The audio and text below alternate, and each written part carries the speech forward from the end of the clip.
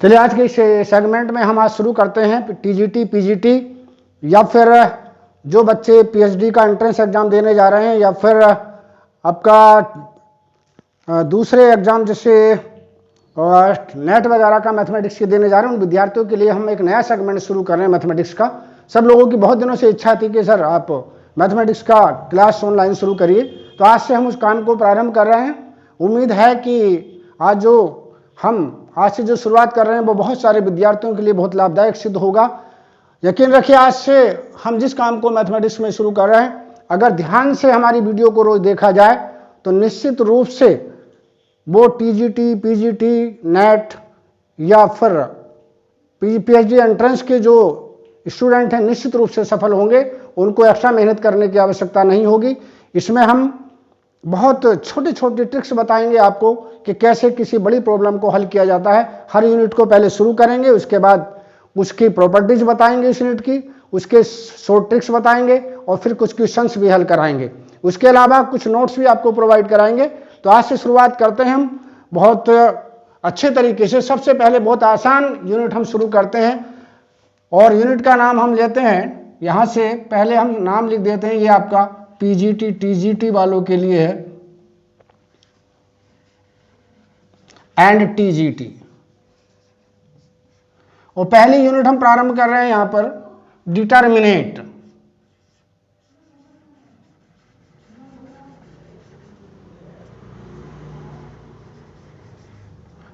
Determinants सब लोग जो टीजीटी पीजीटी का एग्जाम देने जा रहे हैं, डिटरमिनेट उन लोगों ने सभी लोगों ने लगभग पढ़ी होगी, इसके बारे में सब लोग जानते हैं। यहां पर हम कुछ प्रॉपर्टीज को सबसे पहले स्टडी करेंगे। बस आप उन चीजों को देखते रहिए, पढ़ते रहिए और फिर देखिएगा कितनी जल्दी से आप बड़ी बड़ी प्रॉब्लम देखते ही सेकंडों में हल कर लेते हैं। तो सबसे पहले हम प्रारंभ करते हैं डिटरमिनेट की प्रॉपर्टीज।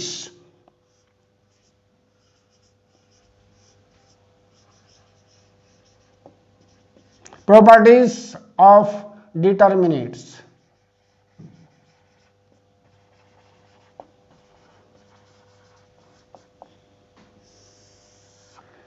पहली प्रॉपर्टी इसकी यह है कि अगर किसी भी डिटरमिनेट का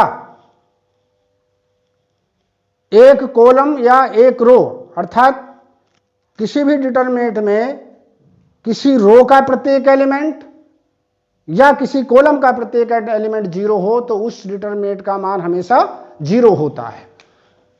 डिटरमिनेट को हम इंडिकेट करेंगे यहां पर डेल्टा से। और याद रखिएगा, एग्जाम्पल के तौर पर हम एक सवाल यहां ले रहते हैं 0 0 0 2 5 7 9 11 13। मान लो हमने डिटरमिनेट ली, तो हम यहां पर देख रहे हैं कि इस डिटरमिनेट का एक कॉलम जीरो है, इसलिए निश्चित रूप से अगर इसको हम एक्सपेंड करेंगे तो इसका मान जीरो प्राप्त होगा।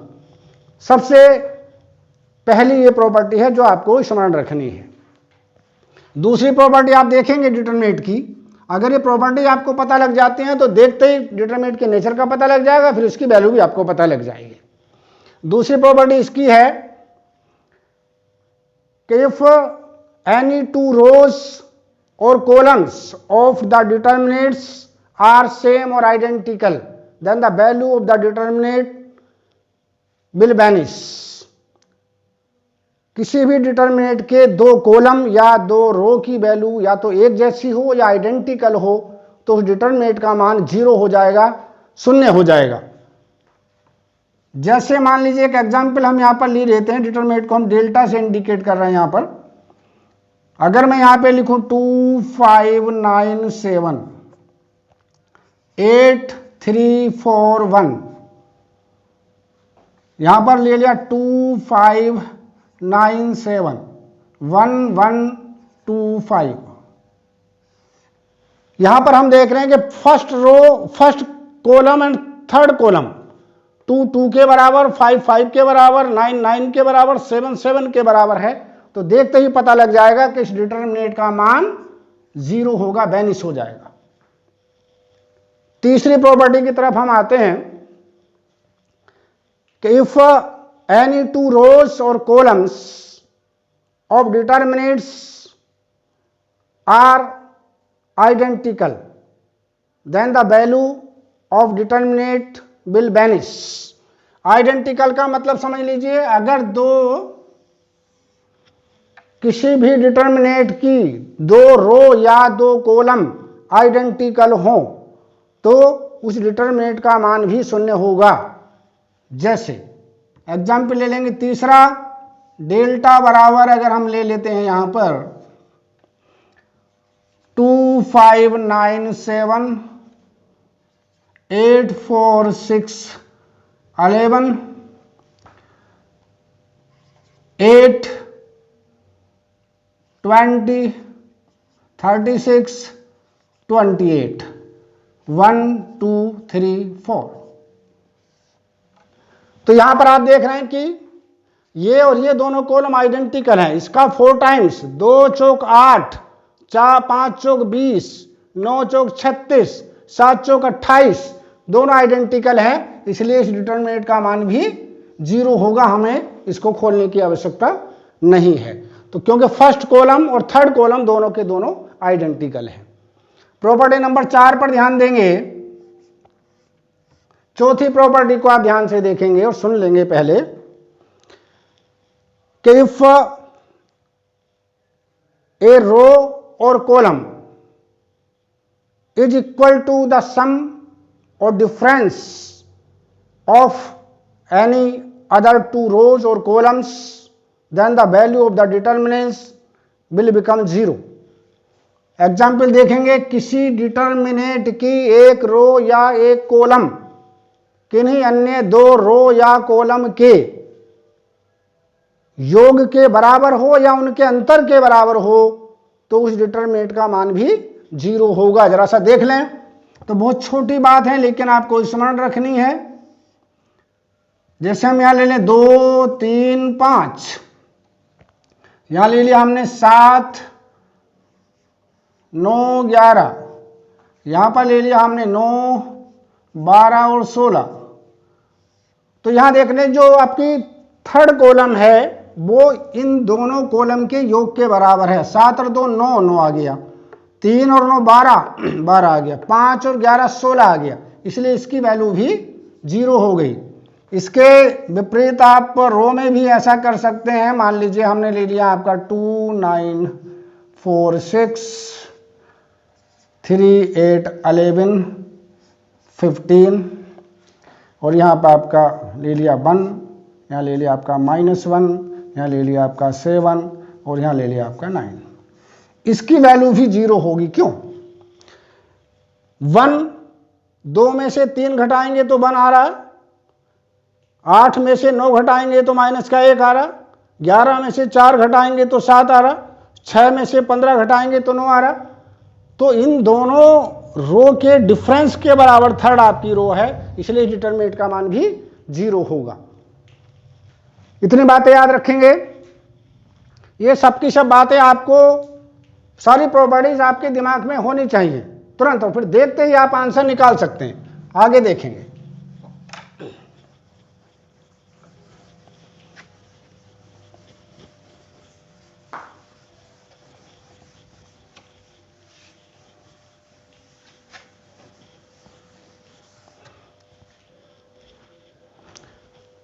प्रॉपर्टी नंबर 5 देखेंगे।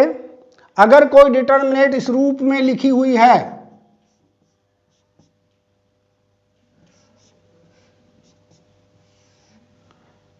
a + x b + y c + z, और यहां पर a1 b1 c1 a2 b2 और c2, तो फिर इसको हम कैसे लिख सकते हैं? इसको 2 डिटरमिनेंट के रूप में लिख सकते हैं। कैसे लिखेंगे 2 डिटरमिनेंट के रूप में? देखेंगे लिखने का क्या तरीका। पहले ए बी सी और बाकी दोनों column as such, A B C और a1 b1 c1 a2 b2 और c2 प्लस आपके x y और z, x y z, a1 b1 c1 a2 b2 और c2 के रूप में लिखा जा सकता है। अगर कोई भी डिटरमिनेंट आपको इस रूप में मिलती है तो आप उसको ऐसे करके 2 भागों में तोड़ के लिख सकते हैं। ध्यान क्या रखना है कि इधर वाले एलिमेंटों को, ये दोनों जो एलिमेंट हैं ये दोनों ही डिटरमिनेंट में आएंगे, दोनों के दोनों कॉलम यहाँ भी आएंगे और इसमें भी आएंगे। बस इनको दो करके लिख देंगे, दो भागों में, पहले इनको, पहले कॉलम में इसको, दूसरी डिटरमिनेंट में पहला कॉलम इसका लिख देंगे। छठी प्रॉपर्टी आप देखेंगे कि the value of the determinant remain unaltered by interchanging row into column and column into the row. अगर किसी भी डिटरमिनेंट के कॉलम को रो में चेंज कर दें या रो को कॉलम में चेंज कर दें तो डिटरमिनेंट के मान पर कोई फर्क नहीं पड़ता। जैसे अगर एग्जाम्पल के तौर पर हम ले रहे हैं डेल्टा,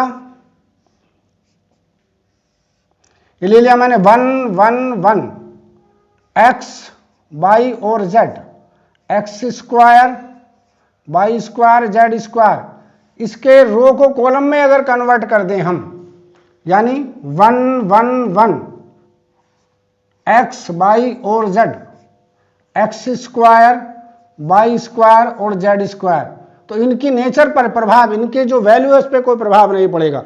जो वैल्यू इसकी होगी वही वैल्यू इसकी होगी अगर रो को कॉलम में हम कन्वर्ट कर दें तो। सातवीं प्रॉपर्टी पर आप ध्यान रखेंगे, प्रॉपर्टी नंबर 7।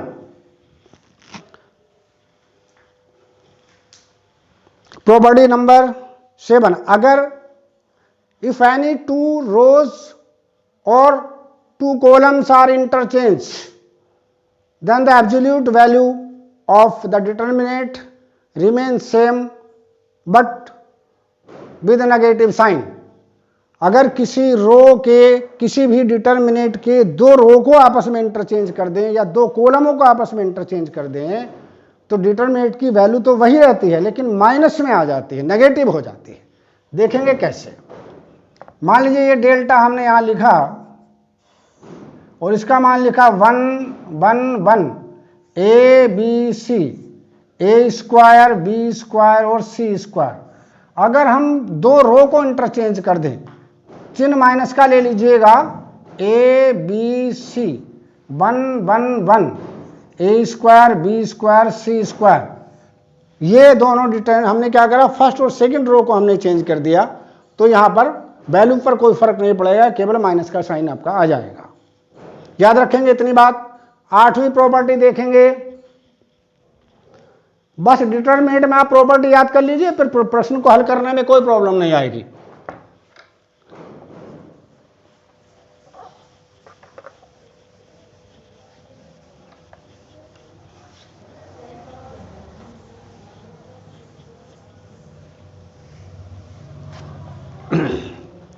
प्रॉपर्टी नंबर 8 देखेंगे, if any row or column of a determinate raise n lines then the value of the determinant will becomes -1 to the power n into delta। अर्थात किसी भी डिटरमिनेट की कोई रो अगर n पंक्तियां ऊपर या नीचे चली जाए तो डिटरमिनेट का जो मान होता है -1 की पावर n इंटू डिटरमिनेंट के बराबर हो जाता है। जैसे समझ लेंगे यहाँ पर, मान लीजिए डेल्टा बराबर हमने ये एक डिटरमिनेंट ले ली, ध्यान से देखेंगे। यहाँ लिखा मैंने 1 1 1 1, यहाँ लिखा A B C D, A square B square C square D square, A cube B cube C cube D cube. हम क्या करना चाहते हैं, नीचे वाली रो को, इस वाली रो को ऊपर की तरफ रेस करना चाहते हैं, पहले स्थान पर लाना चाहते हैं। तो कितनी पंक्तियों को क्रॉस करेगी ये, पहले इसे क्रॉस करेगी, फिर इसको क्रॉस करेगी, फिर इसको क्रॉस करेगी, तब तीन पंक्तियों को रो करके, इसको क्रॉस करके तब ऊपर जाएगी। तो क्या करेंगे, यहाँ पर हम -1 की पावर 3 कर देंगे और डिटरमिनेंट में सबसे पहले इसको ले आएंगे, ए cube B cube C cube और डी क्यूब। बाकी सब एक एक पायदान नीचे खिसक जाएंगी, ए बी सी और डी। यहाँ ए square B square C square और डी स्क्वायर इसकी वैल्यू हो जाएगी। तो हमने क्या बताया आपको कि कोई भी पंक्ति, कोई भी रो कितने स्टेप ऊपर चली जाती है, -1 की पावर उसके बराबर हो जाती है। ये -1 पे उसकी पावर चढ़ जाती है। तो 3 रो को इन्हें क्रॉस किया, पहले यहाँ आई, फिर यहाँ आई, फिर यहाँ आई, तो इसलिए -1 की पावर 3। अगर इसको हम मान लीजिए यहाँ ले जाते तो क्या करते, एक बार इसको क्रॉस करती, दूसरी बार इसको, तो यहाँ पर -1 की पावर हम 2 कर देते हैं। ये आपको याद रखना। 10वीं बात आप याद रखेंगे यहाँ पे,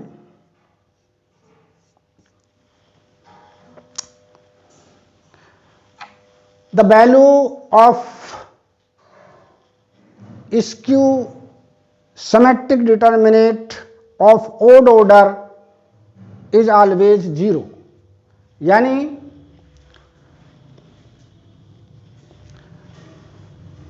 किसी भी डिटरमिनेंट जो स्क्यू सिमेट्रिक हो और ओड ऑर्डर की हो, उसका मान हमेशा 0 होता है।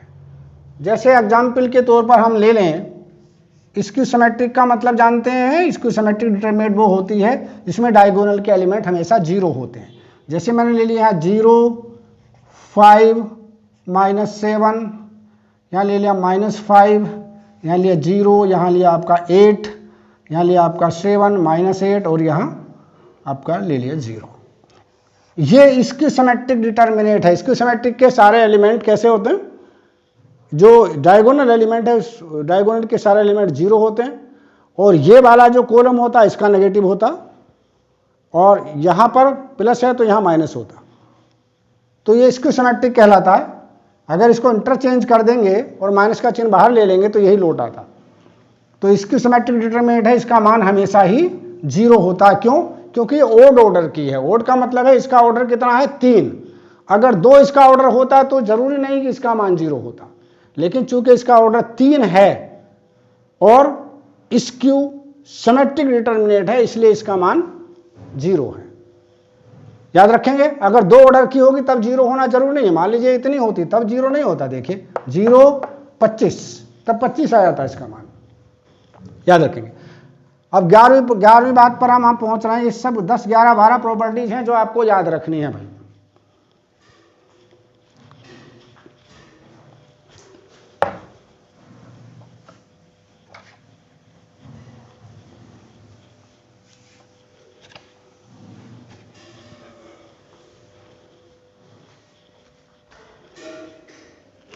ग्यारह नंबर पर आप देखें,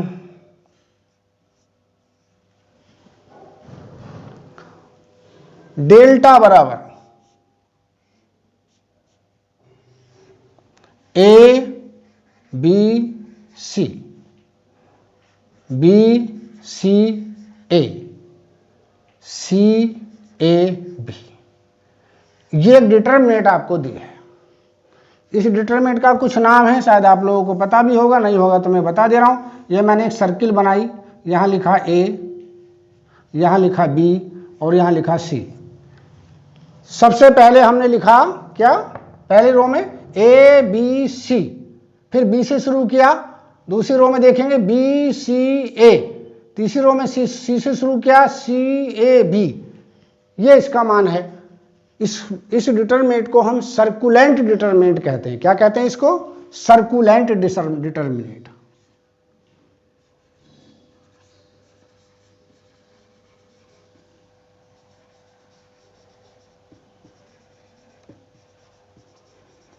और इस सर्कुलर डिटरमिनेंट का डायरेक्ट मान आपको पता होना चाहिए। कैसे? देखेंगे ध्यान से भाई। इसका मान होता है बच्चों a का क्यूब प्लस b का क्यूब प्लस c का cube minus 3abc, minus 3abc succulent determinant का मान होता है, जो आपको याद रखना है। चलिए देख लेते हैं कि इसका एग्जाम्पल ले लेते हैं। इसका एग्जाम्पल लेके देखते हैं बड़ा ये जो हमने किया है सत्य है कि नहीं है। देखिए मान लीजिए एक सर्कुलेंट डिटरमिनेंट हम ले रहे हैं, यहां पे डेल्टा इक्वल टू 2, 3, 1, फिर 3, 1, 2, 1, 2 और 3, ये डिटरमिनेंट है। अब इसको हम एक्सपेंड करना चाहते हैं तो कैसे एक्सपेंड करेंगे? 2 से इसको एक्सपेंड कीजिएगा,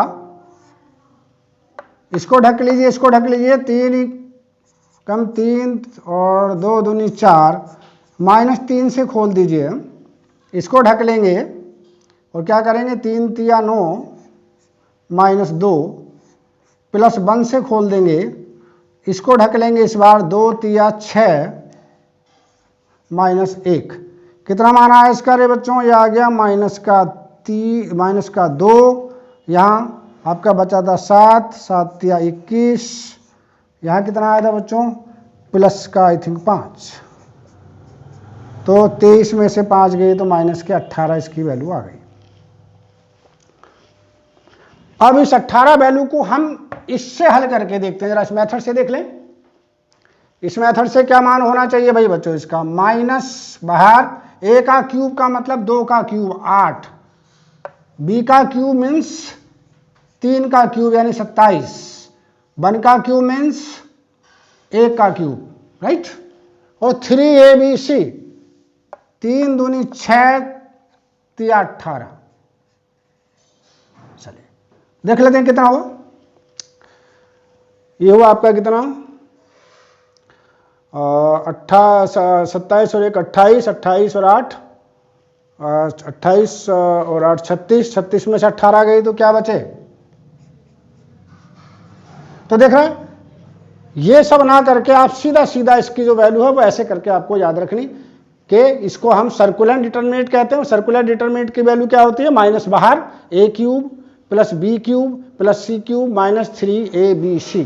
इसका एक और मान होता है minus a plus b plus c into a square plus b square plus c square minus bc minus ca minus ab। इसको एक्सपेंड करते हैं तो ये भी हमें मिल जाता।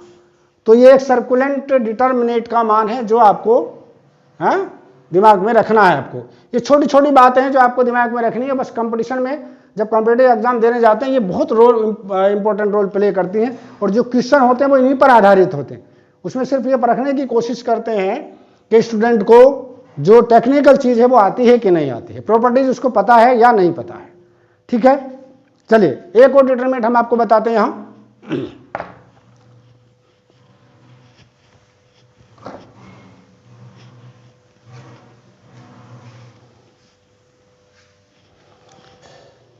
सिमेट्रिक डिटरमिनेंट देखेंगे एक, मेरे ख्याल में 12 नंबर होगा, शायद 11 था। सिमेट्रिक डिटरमिनेंट,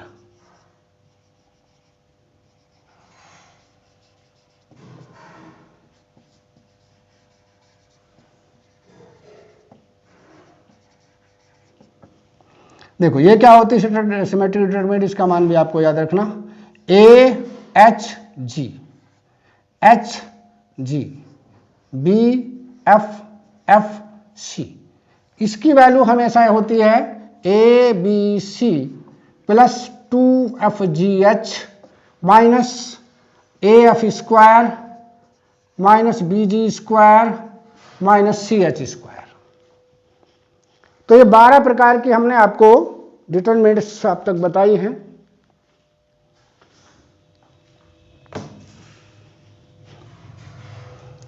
तो ये प्रॉपर्टी आपको याद रखनी है। अब अगर ये प्रॉपर्टी आपको आती है तो निश्चित रूप से भी डिटरमिनेंट के किसी भी क्वेश्चन को बहुत आराम से आप लोग कर सकते हैं। चलिए अब कुछ प्रॉब्लम्स की तरफ आते हैं, एक दो प्रॉब्लम देख लेते हैं कि इस तरीके से किसी भी प्रॉब्लम को हम कैसे बहुत जल्दी हल कर सकते हैं।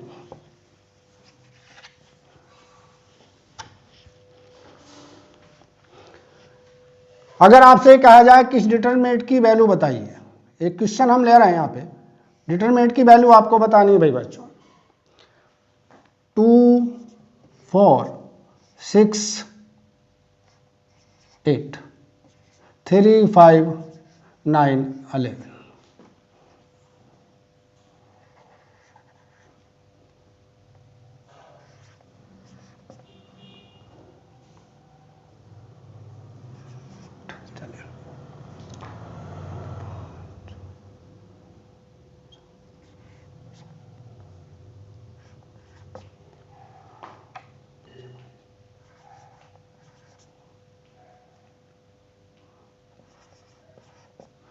ये डिटरमिनेंट है।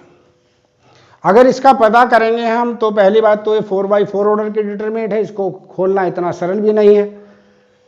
और अगर ये डिटरमिनेंट पूछी गई है एग्जामिनेशन में तो निश्चित रूप से इसके अंदर कोई ना कोई ट्रिक होगी, है, तो आपको उस ट्रिक को तलाश करना तुरंत और फिर एकदम से इसका आंसर लिख देना।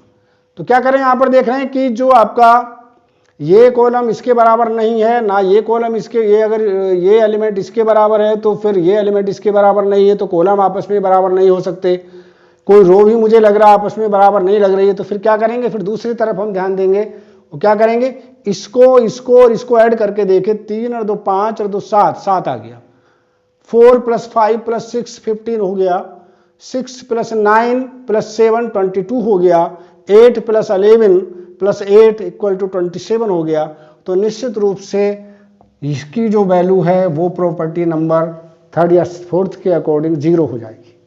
तो ऐसे करके हम डिटरमिनेंट्स की वैल्यू निकालते हैं। आज पहला लेक्चर है, आज इसको यहीं पर ख़त्म करेंगे। कल से हम इसके कुछ प्रॉब्लम्स हैं आपको वो कराएंगे इसी प्रॉपर्टीज पर आधारित, और कल ही आपकी डिटरमिनेंट ख़त्म कर देंगे। उसके बाद जो क्वेश्चन आपके कॉम्पिटिटिव एग्जाम में पीजीटी टीजीटी में पिछले 5 या 10 सालों में पूछे गए उन सबको हल कराएंगे और फिर अगले स्टेप पर आएंगे। Thank you everybody.